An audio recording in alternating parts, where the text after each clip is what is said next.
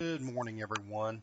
It's time for another weekly video health tip. I'm Ashland Kentucky Chiropractor Dillon, and this week I want to talk a little bit about fish oil versus krill oil. This is probably one of the most common questions I get from patients. People write to me about this on email, on Facebook. Do I recommend krill oil or fish oil?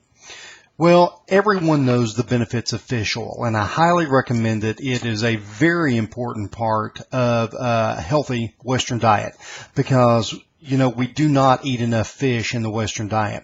Now, if you live in the Mediterranean where they eat a ton of fish, you're not going to need to supplement as much of that. But we're talking about right here in America right now. Krill oil. Krill is a shrimp-like crustacean. It's a deep sea crustacean, and it has a very high EPA and DHA count. Now, those are both omega-3 fatty acids.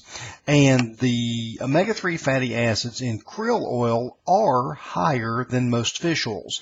Now, that depends on the fish oils. There's a couple different kinds of fish oils. Some fish oils that people buy are pretty cheap. I can tell you this about fish oil. If you're belching up fish or tasting fish, you probably don't have great fish oil, or it's way too concentrated.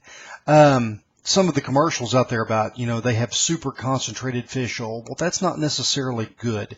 Remember, we're just trying to replace what we no longer get in our diet. We're not trying to superfuse our bodies with fish oil. Krill oil is higher in the EPA and DHA, but higher is not necessarily better. Remember, I just said that we're not trying to get too much of it. This is the old adage of if a little bit is good, then more must be better. That's how people feel with krill oil, and it's just not true. Too much of a good thing is probably a bad thing. Now, krill oil does have good EPA, good DHA, but it's the ratios that count. I personally tend to prefer fish oil. Now, krill oil does have an antioxidant in it called astaxanthin. Astaxanthin is the antioxidant. It's a carotenoid that gives a crustacean its reddish appearance when you fix it. Things like lobster and crab and also the krill.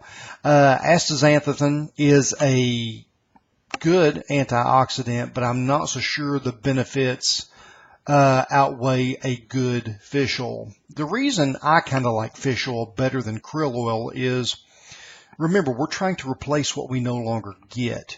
Well, our ancestors ate fish.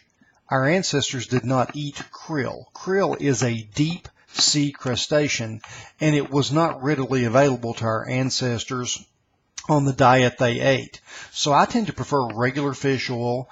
If you're on regular fish oil, it's fine. It is more than enough to sustain you. You absolutely do not have to take krill oil.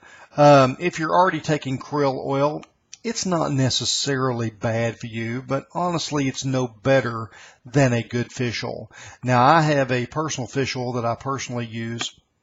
If you want to call or write me about which one that is, I'll be more than happy to tell you. But your EPA and DHA amounts in your fish oil or krill oil have to be in the correct ratio. Just remember, more is not necessarily better. If you're watching this video on Facebook, hit the like button for me. If you're watching this on YouTube, please subscribe to my channel. Or if you're over at www.dillonchiropractic.com, when you get prompted, please enter your name and email address, and I'll be able to deliver these weekly video health tips to your inbox for you. If you have any questions about the information I've given you or the article that's attached to this, please feel free to call us at 606-929-9667. I or my staff, either one, will be more than happy to answer your questions for you about this or any health problem you might have. Once again, this is Dr. Gary Dillon, Ashland, Kentucky Chiropractor, and I look forward to next week when I bring you another video health tip to help you and your family be as healthy as you can be.